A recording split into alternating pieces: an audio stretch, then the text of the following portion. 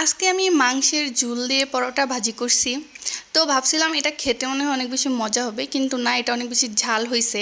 ঝাল ঝাল পরোটা। পরোটা এভাবে ঝাল খেতে আমার ভালো লাগে না, কিন্তু ঝাল তরকারি দিয়ে খেতে আবার ভালো লাগে। যেমন ঝাল ঝাল গরুর মাংস, ঝাল ঝাল মুরগির মাংস দিয়ে খেতে কিন্তু ভালোই লাগে। তারপর আমার ভাবি আমাকে 2টা চকলেট দিছিল। এগুলা নাকি ভাবিকে কে গিফট করছে, এখান থেকে আমাকে 2টা দিছে। আর চকলেটটা এত মজা ছিল, এটা সম্পূর্ণটাই বাদামের একটা চকলেট ছিল। সত্যি আমার অনেক বেশি ভালো লাগছে চকলেটটা, কিন্তু এটা নাকি বিদেশি চকলেট, বিদেশ থেকে আনছে। তো যাই হোক, আমি চলে যাচ্ছি এখন টিউশনিতে। আমি ডেলিভারি ম্যান আমাকে বারবার কল দিচ্ছে যে কোথা থেকে পার্সেল রিসিভ করবেন, কোথা থেকে পার্সেল রিসিভ করবেন। উনি আমাকে যতবার কল দিছে ততবারই আমি ওনাকে অ্যাড্রেসটা বলছি। তাছাড়া অ্যাড্রেস তো দেয়াই আছে, তারপরেও উনি বারবার আমাকে জিজ্ঞাসা করতেছে। তারপর আমি যখন টিউশনিতে যাব, এই মুহূর্তে উনি আমাকে ফোন দিয়ে বলতেছে যে আপনার পার্সেলটা নিয়ে আসছি। তো আমি রেডি হয়ে টিউশনিতে যাব। এই সময় উনি আমার পার্সেলটা নিয়ে আসছে, আর আমার টিউশনিতে যেতে অনেকটাই লেট হয়ে গেছে, কারণ উনি আমাকে ফোন দেওয়ার পরেও 5 মিনিট পরে আসছে। উনি নাকি বাজারে ছিল। তারপর আমি টিউশনিতে গেলাম। পার্সেল আনবক্স করার টাইম নেই, বাসায় গিয়ে পার্সেলটা আনবক্স করে দেখবো যে আমার প্রোডাক্টগুলো ঠিক আছে কিনা।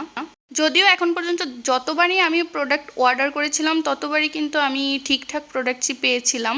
তারপরে একটু চেক দিচ্ছিলাম যে সব কিছু ঠিক আছে কিনা। আর চেক দিলেই কি না দিলেই কি, আমার তো এই জিনিসগুলো ইউজ করতে হবে, তো আমার তো পার্সেল আনবক্স করতেই হবে।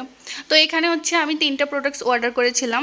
তো একটা ছিল আমার ফেভারিট সানস্ক্রিন, যেটা আমি সবসময় ইউজ করি। আপনারা তো দেখেনই বা জানেন যারা সবসময় আমার ভিডিও দেখেন। স্কিন ক্যাফের সানস্ক্রিন, এটা দিলে ফর্সা হয় না, এটা ফর্সা হওয়ার কোনো ক্রিম না, এটা জাস্ট সান ড্যামেজ থেকে স্কিনটাকে রক্ষা করে। অনেকে বুঝে না, অনেকে মনে করে এগুলো ফর্সা হওয়ার প্রোডাক্টস, বা এগুলো মাখলে মানুষ ফর্সা হয়ে যায়, সাদা হয়ে যায়।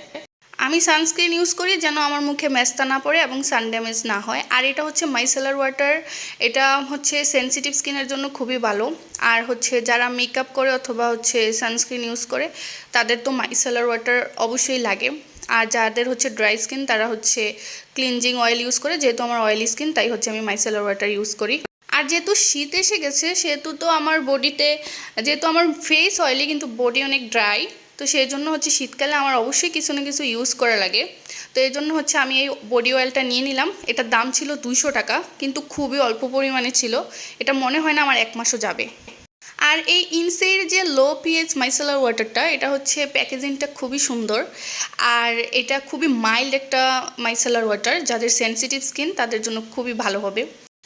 আর এইখানে আমি দেখতেছিলাম আমার হাত যখন আমি দূরে রাখি ক্যামেরা থেকে, তখন আমার স্কিন টোনটা চেঞ্জ হয়ে যায়। আবার যখন হাতটাকে আমি ক্যামেরার সামনে নিয়ে আসি, তখন আমার স্কিন টোন ঠিক লাগে। এরকম কেন হয় আমি বুঝি না। মানে মানে এক এক জায়গায় হাত রাখলে এক এক রকম রং ধারণ করে। তো যাই হোক, এটা মেবি ক্যামেরাতে এমনই লাগে। তো এখন আমি আমার প্রোডাক্টগুলো একসাথে রেখে দিলাম। আর এগুলো তো আমি এখন ইউজ করব। তো এই মাইসেলার ওয়াটারটা কিনতে পেরে আমার খুবই ভালো লাগতেছে, কারণ মাইসেলার ওয়াটার ছাড়া আমি ফেস ওয়াশ দিয়ে মুখ ধুলে না, আমার কাছে মনে হয় আমার মুখ ক্লিনই হয় নাই। তো এগুলো আনপ্যাক করার পর আমি একটা চিপস খেয়ে নিলাম। চিপস খেতে খেতে আপনাদের কাছ থেকে বিদায় নিচ্ছি। ভিডিওটি ভালো লাগলে লাইক, কমেন্ট অ্যান্ড শেয়ার করে দেবেন। টাটা, বাই বাই, আল্লাহ হাফেজ।